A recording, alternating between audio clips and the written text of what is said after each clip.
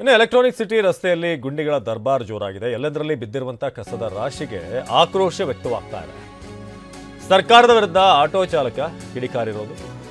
ಮನೆಯಲ್ಲಿನ ಕಸಕ್ಕೆ ಅಧಿಕಾರಿಗಳು ಟ್ಯಾಕ್ಸ್ ಹಾಕ್ತಾರೆ, ಹೊರಗಡೆ ಕಸಕ್ಕೆ ಫೈನ್ ಹಾಕಲ್ಲ. ಐಟಿ ಕಂಪನಿಗಳಿದ್ರು ಕೂಡ ರೋಡ್ ಸರಿಯಿಲ್ಲ ಅಂತ ಕಿಡಿಕಾರಿದ್ದಾರೆ. ಯಾಕಂದ್ರೆ ದಿನನಿತ್ಯ ಇಲ್ಲಿ ಓಡಾಡುವಂತವರು ಆಟೋ ಚಾಲಕರು.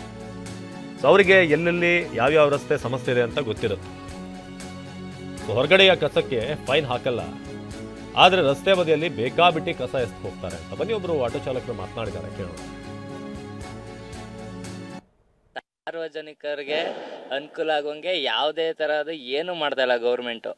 ಮಾಡ್ತಾರೆ ಎಲ್ಲೋ ಕೆಲವೊಂದು ಅವ್ರವ್ರಿಗೆ ಬೇಕಾದ ಪ್ಲೇಸಲ್ಲಿ, ಇಲ್ಲ ಅವ್ರವ್ರ ಓನನ್ ರೋಡ್ ಮಾಡ್ತಾವ್ರೆ. ಸಾರ್ವಜನಿಕರಿಗೆ ಅಂತ ಏನು ಮಾಡ್ತಾರೆ? ಇಲ್ಲಿ ನೋಡಿ, ಅಲ್ಲೂ ಗುಂಡಿ ಇದೆ. ಲೇಕ ಒಂದ್ ಸೈಡ್ ಆಟೋ ಒಂದ್ ಸೈಡ್ ಬಿಡ್ತು ಅಂದ್ರೆ ಆಟೋನೇ ದಬಾಕೋಗ್ಬಿಡುತ್ತೆ, ಆ ತರ ರೋಡ್ ಮಾಡಿದ್ದಾರೆ. ನೋಡೋದೇ ಇಲ್ಲ. ಇದು ಎಲೆಕ್ಷನ್ ಟೈಮಲ್ಲಿ ಮಾತ್ರ ಅವ್ರೇನಾದ್ರು ರೋಡ್ ನೋಡ್ತಾರೆ, ಮಾಡ್ತಾರೆ. ರೋಡ್ಗೆ ಹೋಗ್ತಂದ್ರೆ ರೋಡ್ಗಳು ಕರೆಕ್ಟಾಗಿಲ್ಲ ಎಲ್ಲೂ. ಈ ಮಂಗಮ್ಮನ ಪಾಳ್ಯ, ಅಕಸ್ಮಾತ್ ಇಲ್ಲಿ ಸಿಕಾರ್ ಪಾಳ್ಯ, ಇಲ್ಲೆಲ್ಲ ಇನ್ಸೈಡ್ ಹೋಗ್ತೀವಲ್ಲ, ಸ್ಮೆಲ್ಲು ಉಸಿರಾಡಕ್ಕೆ ಆಗಲ್ಲ. ಈ ಬೆಂಗಳೂರಲ್ಲಿ ಉಸಿರು ಕಟ್ಕೊಂಡು ಜೀವನ ಮಾಡೋ ತರ ಆಗ್ಬಿಡೈತೆ ನಮ್ಗೆ. ಉಸಿರಾಡಕ್ಕಾಗಲ್ಲ. ಮತ್ತೆ ರೋಡ್ಗಳು ಯಾವ ಕರೆಕ್ಟಾಗಿ ಸರಿ ಮಾಡಿಲ್ಲ, ಇನ್ನೂ ಮಾಡ್ತಾನೂ ಇಲ್ಲ ಅವರು. ಇನ್ನೇನಿದ್ರು ನೆಕ್ಸ್ಟ್ ಎಲೆಕ್ಷನ್ ನೋಡ್ತಾರೆ, ಬರ್ತಾರೆ, ಮಾಡ್ತಾರೆ, ಜಸ್ಟ್ ಟ್ಯಾಪೆ ಎತ್ತಾರೆ, ಹೋಯ್ತಾರೆ, ಅಷ್ಟೇ ಅವ್ರ ಜೀವನ.